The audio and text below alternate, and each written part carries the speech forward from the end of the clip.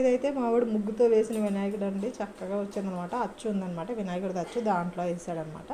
ఇంకైతే ఇది వినాయక చవితి రోజు ఫస్ట్ డే అని ఎనికి ఇంకా పాలవెల్లి కనిపించలేదనమాట. ఇంకా ఇలాగా నేను టేబుల్కి అయితే డెకరేషన్ చేసినాను, అన్ని ఫ్లవర్ అన్ని పండ్లతోటి.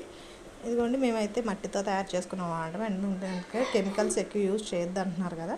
ఇలాగైతే ఫ్రూట్స్ తోటి అన్నీ అక్కడ నచ్చినట్టు ఫ్రూట్స్ అన్నీ పెట్టేశాను. అలా ఒక రకమైన ఫ్రూట్ స్వామివారిని ఇంట్లో పెట్టుకున్నప్పుడు నిత్య పూజ ఉండాలి కాబట్టి 3 రోజులకి 3 కొబ్బరికాయలు అన్నీ పక్కన పెట్టేసుకున్నాను. స్వామివారిని పెట్టుకున్నప్పుడు ఉదయం సాయంత్రం ప్రసాదం దీపారాధన నైవేద్యం అన్నీ ఖచ్చితంగా ఉండాలండి. ధూపదీప నైవేద్యాలు ఉండాలన్నమాట. ఇంకా ఇవైతే ఫస్ట్లో మా వాళ్ళు వెళ్ళినప్పుడు విగ్రహాలు ఎంత కళగా ఉన్నాయో కదా నిజంగానే. ఇది మా వాళ్ళు పంపించారు, అది ఎక్కడిదో అయితే తెలియదు కానీ నాకు చాలా బాగా నచ్చేసింది. ఇంకా 11వ రోజు అనమాట ఇది. స్వామివారి దగ్గరికి వెళ్ళి కొబ్బరికాయ కొట్టుకున్నామని మేమైతే మొత్తం పువ్వులన్నీ కోసుకొని రెడీ అవుతున్నాను.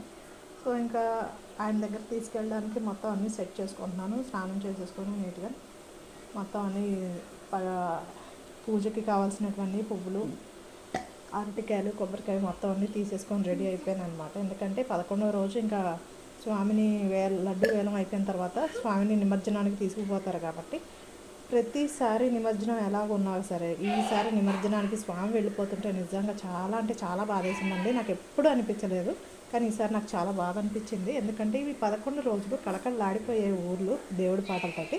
ఇంకా స్వామివారి లడ్డు ప్రసాదాలు అయితే ఇంటికి వచ్చేసాయి అనమాట. బాయ్ బాయ్ గణేష అని చెప్పేసి సాడ్గా అందరూ తిరిగి